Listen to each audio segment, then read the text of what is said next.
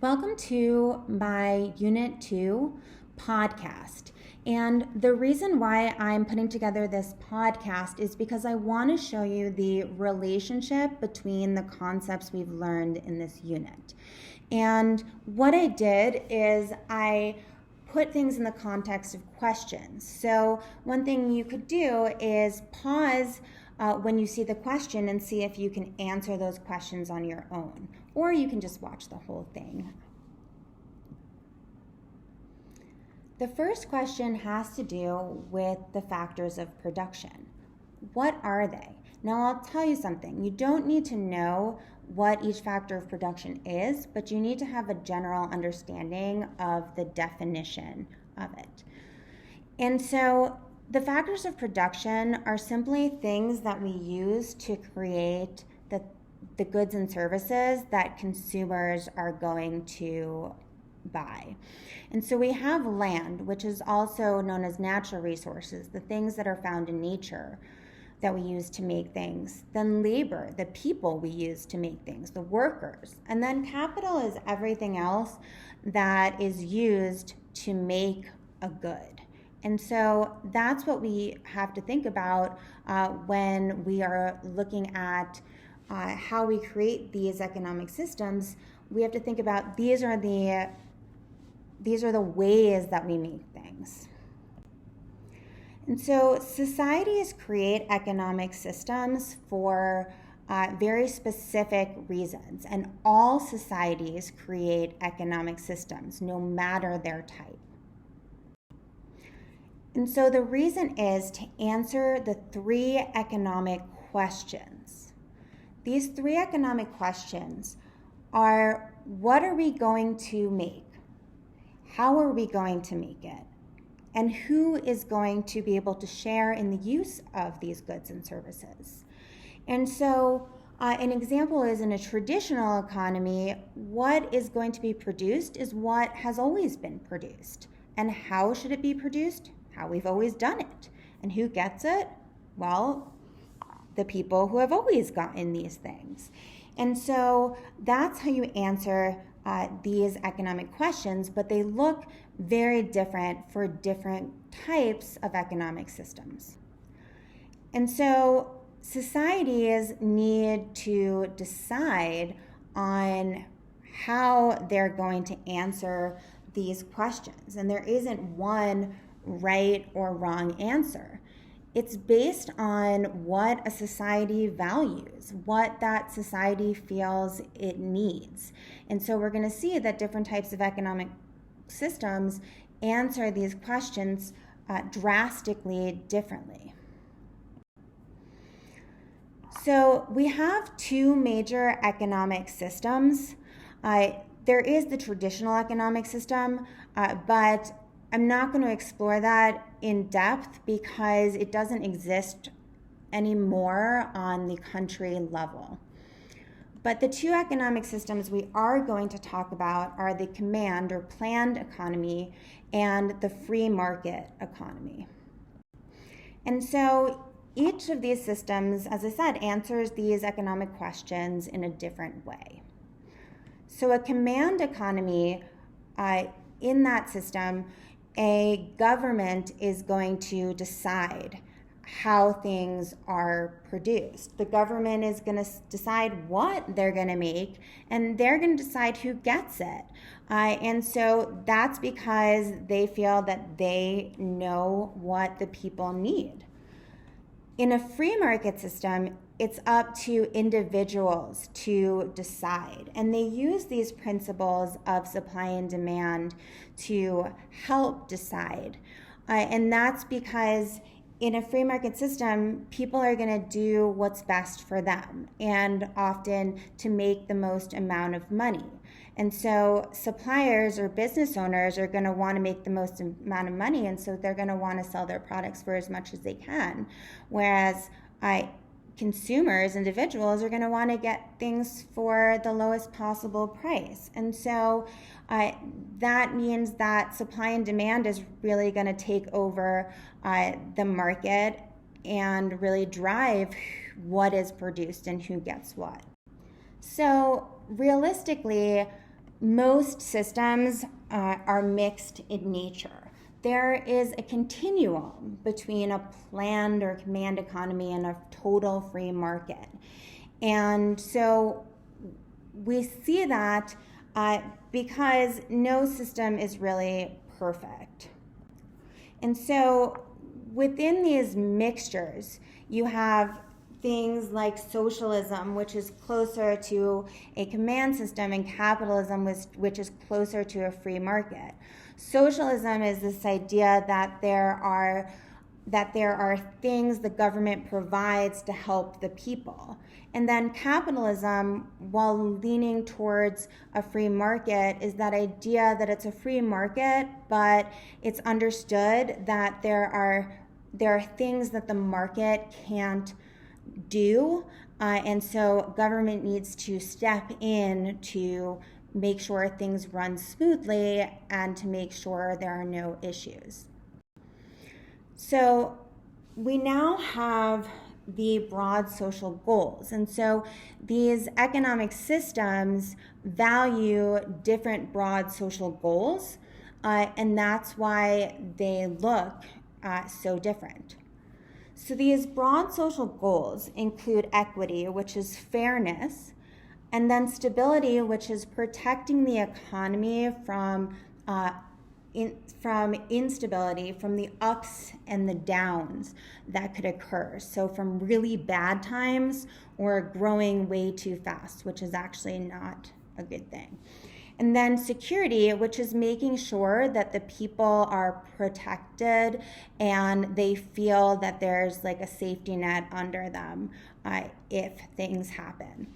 Efficiency is the idea of making sure that your resources are used in the best possible ways with the least amount of waste, so that you can do things and make things as good as they can be. And then freedom is just being able to do what you want.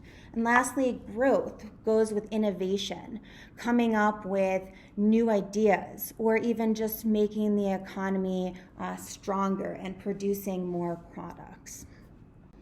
And so command economies value equity because they are really focused on fairness and making sure that there's equality among the people. They're also focused on stability because they're not really focused on the economy growing as much. They would rather protect the economy from those like really bad times. So sometimes to do that, you don't have those like really good times as well. They would just rather it be, a stable economic time with as little change as possible. And then they value security because they want to make sure that the people are protected. For example, make sure that people have jobs, and they want to make sure that people have food, things like that. And so these are the three social goals that they value the most. Now, a free market values efficiency, and this has to do with the fact that they want to make money in a free market. And so they're going to use their resources in a way which they can do more cheaply and still make a good product, so that they can pass it on to the consumer, and the consumer will like it and make the best profit.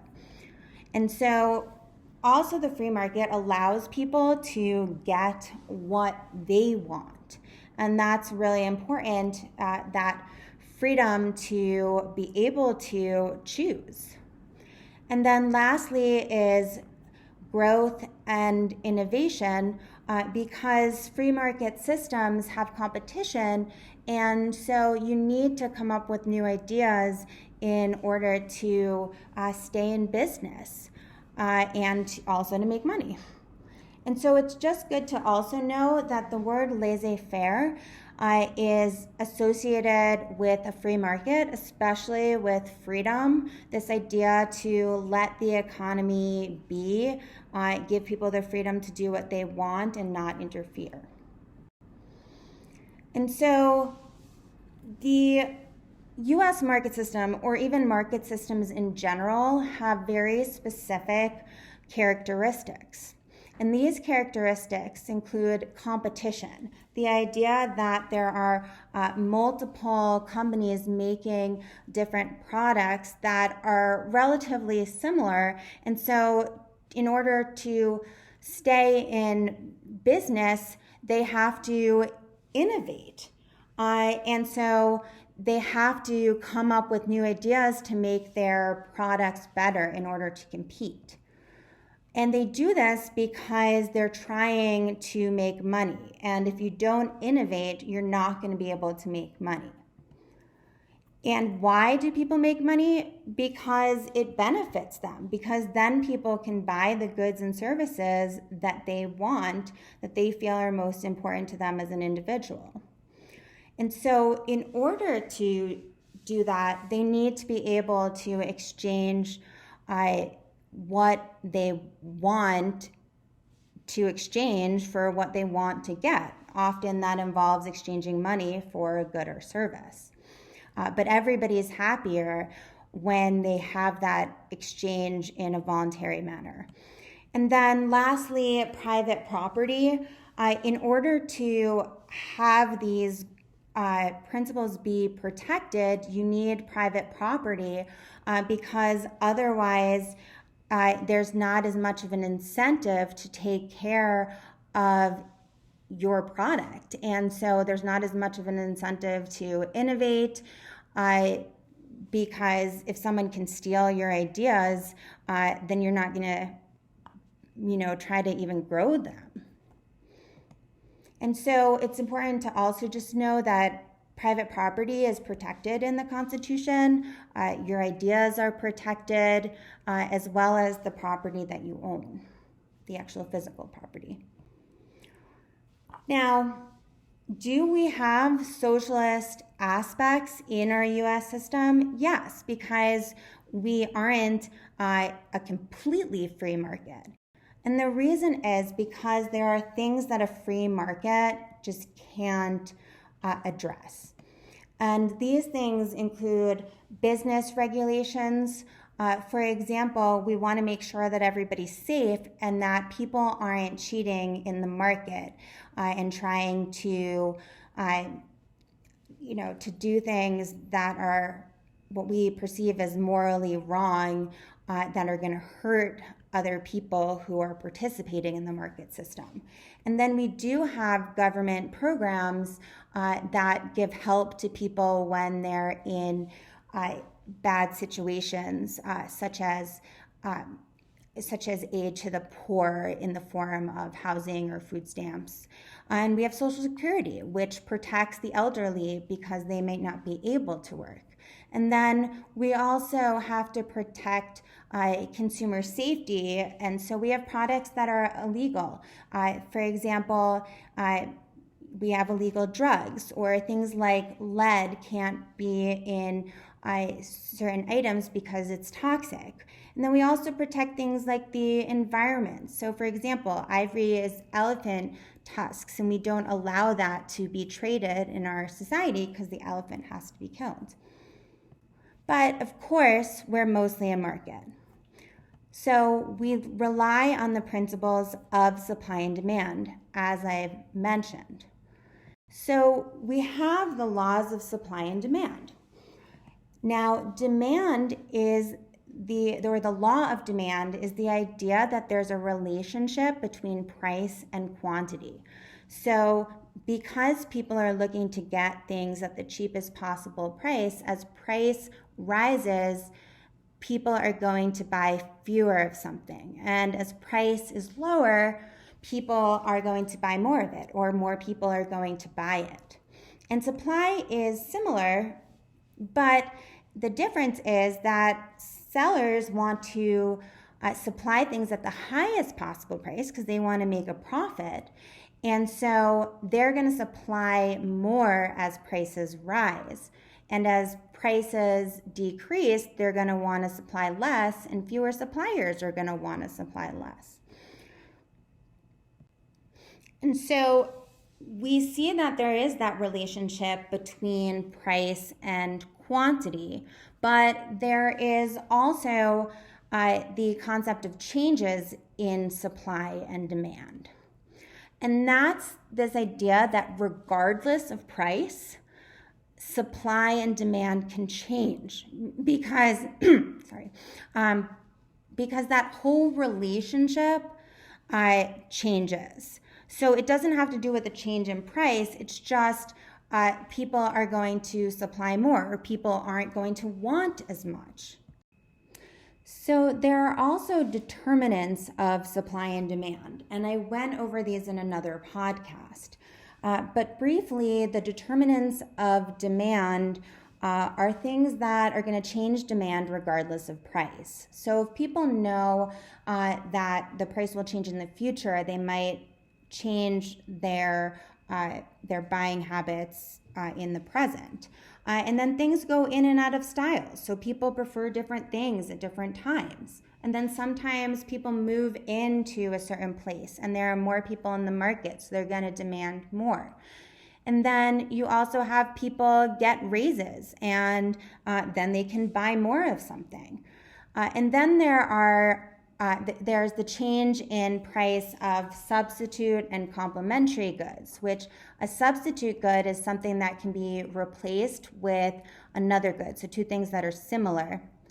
And a complementary good are goods that go together. So if the price of a hot dog bun rises, hot dogs may not be as popular. Then we have the determinants of supply, which include the price of inputs to production, which if you have, say, a new source of something, then you can supply more because it might be cheaper. Or if there is a natural disaster, you're going to be able to supply less. And then technology enables people, increases in technology enables people to buy more, to sell more. And then you're going to supply things at different times in the year. If you know that you could get a better price for it in the future, you're going to supply more in the future and then maybe less now. And then if there's more people supplying things, then you're going to have an increase in supply. And then the government also can put policies in place that can increase or decrease supply. And so price is determined relatively simply, and that's based on equilibrium that happens naturally. So equilibrium is where the most amount of buyers and sellers are good, are most satisfied and feel like they've gotten a good deal. And so that's where your quantity demanded equals your quantity supplied. And it's important to know that this is where the most amount of transactions take place. So there might be some people who don't really care that they're overpaying for something. So there might be a transaction where some people are overpaying, or maybe there's a company that's going to try to undercut prices. But equilibrium is where the most amount of transactions are taking place. There are times where the price isn't at equilibrium, and it might be too high or too low. And so there are just natural pressures that will bring back the price to equilibrium. So if you have a surplus, that means there's too much of something. And if there's too much of something, eventually sellers are going to have to lower their prices to get rid of that surplus, which will result in a possible new equilibrium. And then you have a shortage, which is not enough of something. And this is going to drive prices higher so that the right amount of things that sellers are selling is the same as the amount of things that buyers are willing and able to buy. That is pretty much it. I know this is a long podcast, but let's just recap. So we learned about the different types of economic systems and how those broad social goals relate to those economic systems and what different systems value. And then we looked more specifically at the market and those principles of the market, such as competition or profit motive. And then we looked at the interaction between supply and demand and how that affects prices. That is the end of my podcast. Thanks for watching.